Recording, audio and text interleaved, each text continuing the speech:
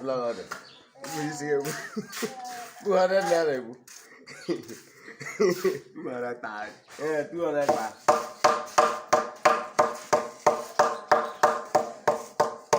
There's an Andrew Kusaya Balafra. Well, I don't know. Oh, why you could say, well, I would do.